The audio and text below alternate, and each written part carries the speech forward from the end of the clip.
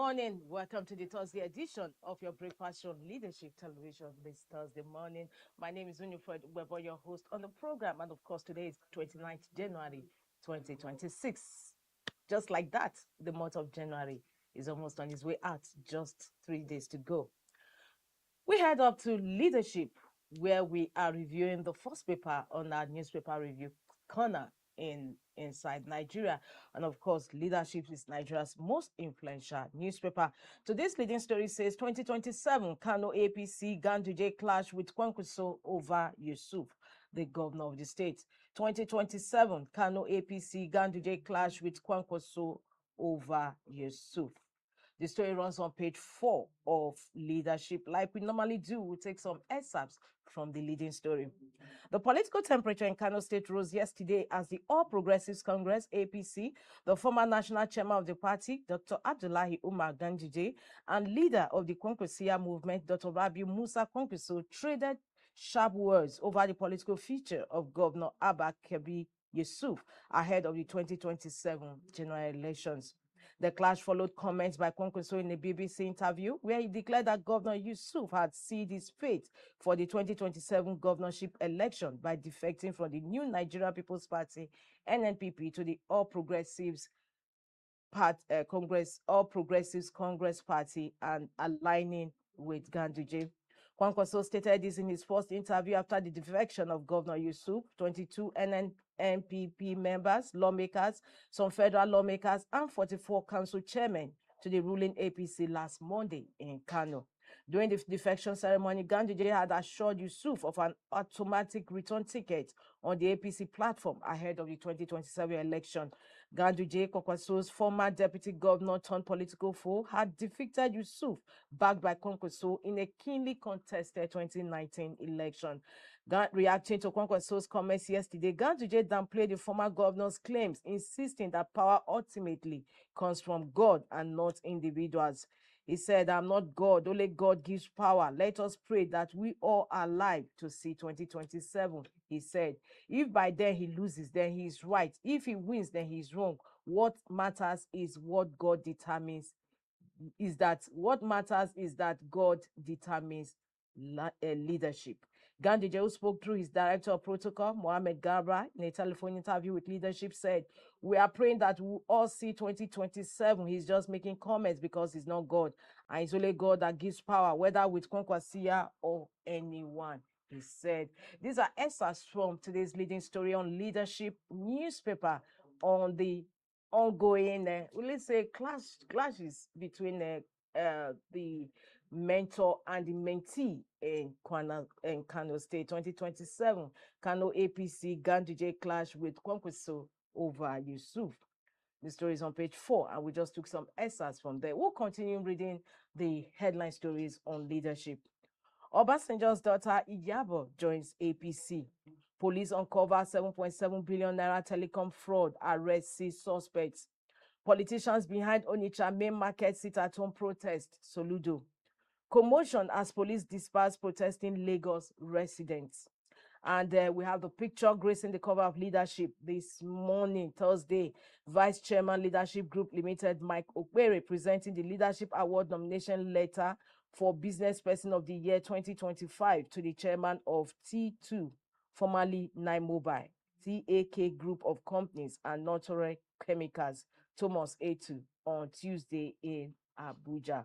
Congratulations to Leadership Business Person of the Year 2025. And still on leadership, Disney used Brothers Church to conceal bribes coming from the UK prosecutor. Of course, it's no longer news that Disney, the former Minister of Petroleum Resources under President Goodluck Ebele Jonathan, is being tried for 100,000 pounds cash bribe in UK. Sharia Council rejects tax reforms, want INEC chair removed. The story continues on page 4. Sharia Council rejects tax reforms. Of course, but the tax reform has already flagged up this year, January 1st, 2026. With all the rancor generated last year, it was eventually passed after a compromise. And the Sharia Council now wants it removed. It's It's sad. Once INEC chair removed, that story continues on page 14 of Leadership. And on the business cover of Leadership, telecoms firms face 12.4 billion naira penalty over poor service quality. Telecom firms face 12.4 billion naira penalty over poor service quality. Of course, Nigerians has been having issues with data network since God knows when. It's been terrible. Network has been fluctuating and sometimes it's not even there. Telecoms firm face 12.4 billion naira penalty over poor service quality. And that takes us to the last story just above the masthead of Leadership. It's actually an advertorial. Receiver/manager of Nest Oil and Nekonde's interest in OMF 42 JV secure major win as the appeal court disqualifies Olanipekun Banire as counsel to Nest Oil Nekonde in death case. Supreme Court adjourns appeals by Nest Oil and Nekonde to May 2026. And the story continues. Of course, the story starts on the page. It also continues on page 7 of Leadership newspaper. From the cover, we move to page 3 of the paper where we have our stand. Today's view, of course, today's stand is on still on human trafficking. Reports of human trafficking in Nigeria are increasing at an alarming rate, exposing a grim reality that the crime remains widespread and largely unchecked. Of particular concern is the growing incidence of child trafficking, which continues to occur across the country with disturbing regularity. From rural communities to major urban centers, cases of abducted, trafficked, and exploited children are reported almost daily, raising serious questions about the effectiveness of existing safeguards. Needless to say, child trafficking is a multifaceted problem with devastating consequences for individuals and society. Above all, parents and guardians must remain vigilant and take greater responsibility for the protection of their wards. Nigerians' children deserve safety, dignity, and the opportunity to grow. Failing to protect them is a failure of society itself. Today's excerpts from our stand still on human trafficking.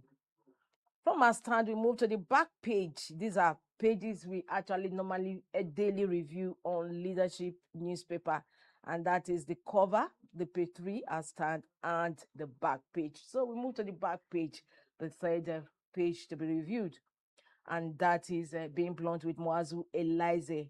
Today's bluntness, if you put it that way, is farming to pay ransom. Farming to pay ransom, being blunt with Muazu Elize. Muazu Elize is the group managing director of Leadership Newspaper Group Limited. We'll take quotes from that column. Our priorities as a nation seem seriously misguided.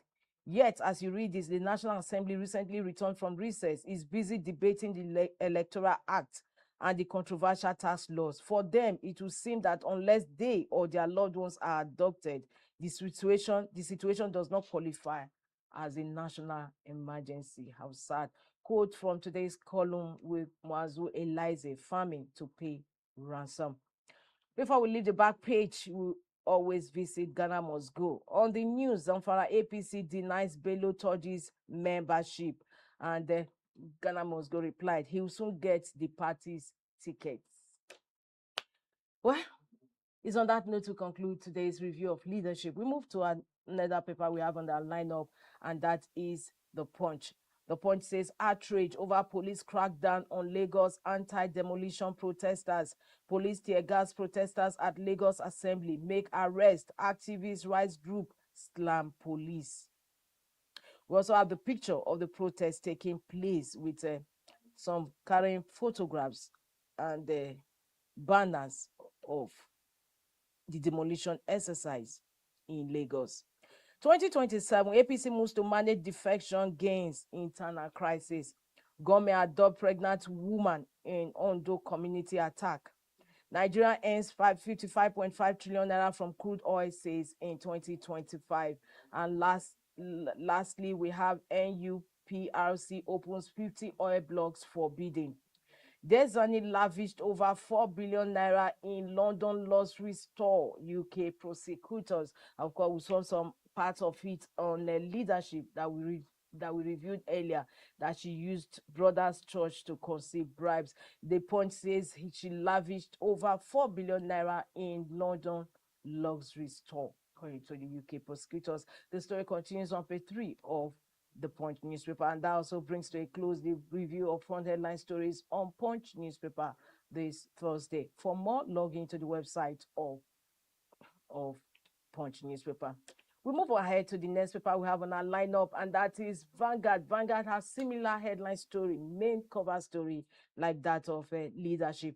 It says, battle for Kano, Kwankwaso blows hot, Yusuf digs in.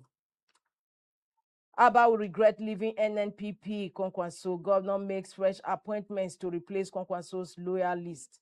I'm open to reconciliation with Kwankwaso coming from Ganduje. These are kickers to the leading story on Vanguard. Same leading story like that of leadership. Battle for Kano, Kwankwaso blows hot, Yusuf digs in. The story continues on page 5 of Vanguard newspaper. 2027, Oyegun Tomi Lukman to lead ADC policy manifesto think tank.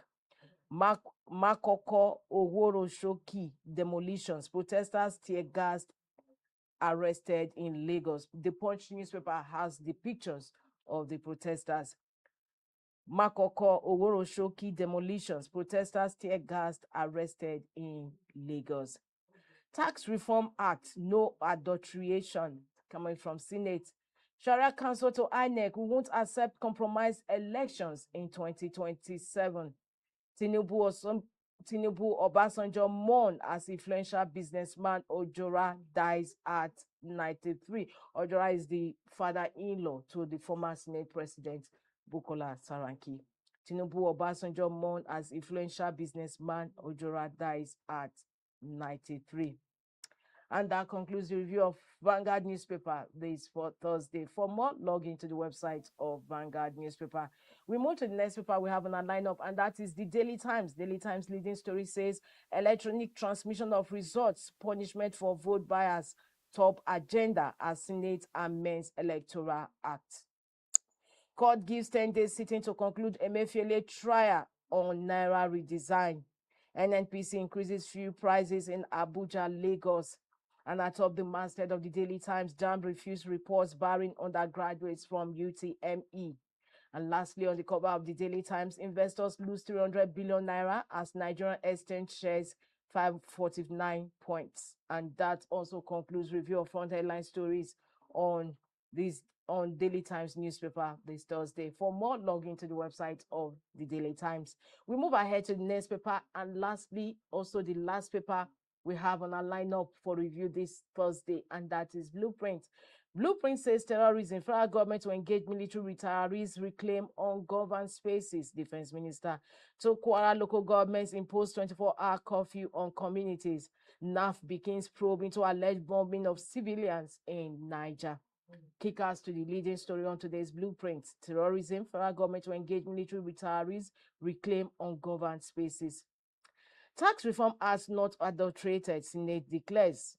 To boost $1 trillion economy, federal government okays purchase of 2 new communication satellites, 90,000 kilometer fiber optic backbone project at 60% completion, coming from the minister. Nachima Onimon Ojora's demise at 93. Nigeria's new economic model to drive higher GDP figures, IMPI. Lastly, on sports, MPFL, corruption, lack of infrastructure, killing Nigerian league. It's on that note we conclude review of Blueprint newspaper this Thursday, and also conclude the newspaper review on our program Inside Nigeria this Thursday.